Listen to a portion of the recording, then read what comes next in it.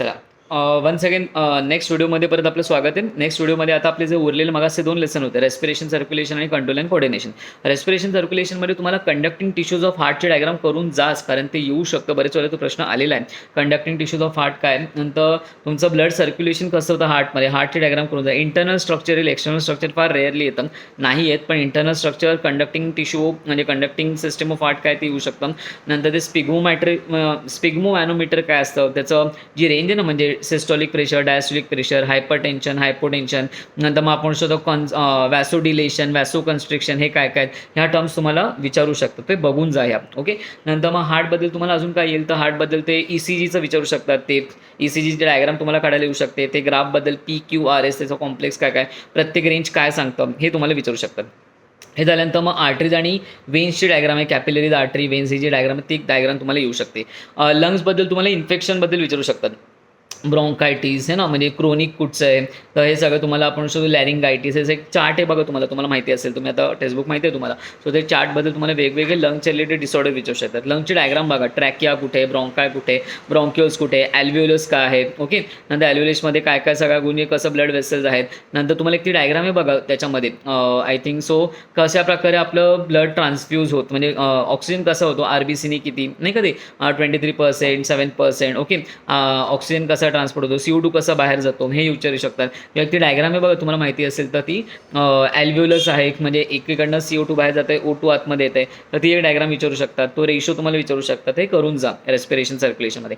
अजून तुम्हाला रेस्पिरेशन सर्क्युलेशनमध्ये अजून वेगवेगळ्या ॲनिमल्समध्ये कशा प्रकारचं रेस्पिरेशन होतं, पण बाकी तुम्हाला हार्टबद्दल विचारते, conducting tissue of, internal structure of heart, ECG. नंतर ECG आल्यानंतर तुमचं लंग्सचे वेगवेगळे डिसऑर्डर्स, हार्टमध्ये हायपरटेन्शन, हायपोटेन्शन काय काय आहे. ओके. नंतर coronary artery disease, angina pectoris. Okay. Angioplasty, angiography काय असतं, हे सगळं तुम्हाला ते टर्म विचारू शकतात.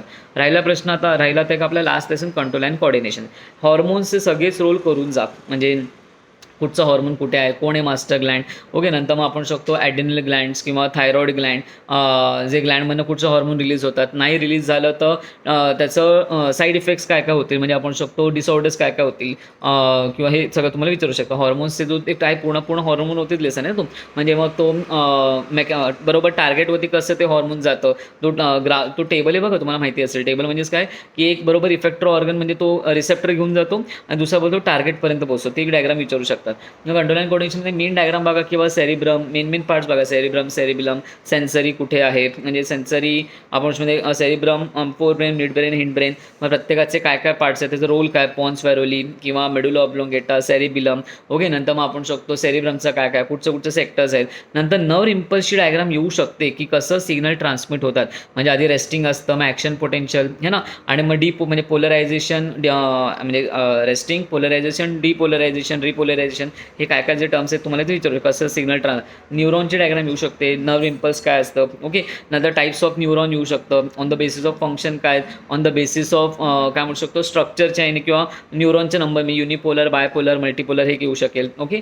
सो ते करून जा, कन्फर्म करून जा ह्या गोष्टी. ठीक आहे. हे झाल्यानंतर मग अजून कंट्रोल अँड कोऑर्डिनेशनमध्ये अजून एक गोष्ट करू शकते. पहिलं सगळं ते हे म्हणजे स्पायनल कॉर्डची डायग्राम आहे ना, ती TS transverse section of spinal cord, ती पण डायग्राम येऊ शकते, की रिफ्लेक्स ॲक्शन काय, रिफ्लेक्स आर्क काय, हे छोटे छोटे क्वेश्चन्स तुम्हाला येऊ शकतात. म्हणजे छोटे नाही येते, मोठेच आहेत, पण तरी हे करून जा. हे एक्सपेक्टेड क्वेश्चन्स आहेत जे येऊ शकतात. सो अशा प्रकारे आपले 3 व्हिडिओ झाले. पहिल्या व्हिडिओमध्ये आपले 5 लेसन, आणि दुसरा जो व्हिडिओ तो आपला 2.1 आणि 2.2 व्हिडिओ आहे, त्याच्यामध्ये पहिले 3 लेसन होते आणि ह्याच्यामध्ये 2 लेसन आहे. So all the very best. आता एक शेवटचा बघूया, 2 व्हिडिओ होते का 1 व्हिडिओ होतं, ज्याच्यामध्ये आपले शेवटचे 5 लेसन असतील. Okay. So till then keep watching and subscribe the channel. Thank you.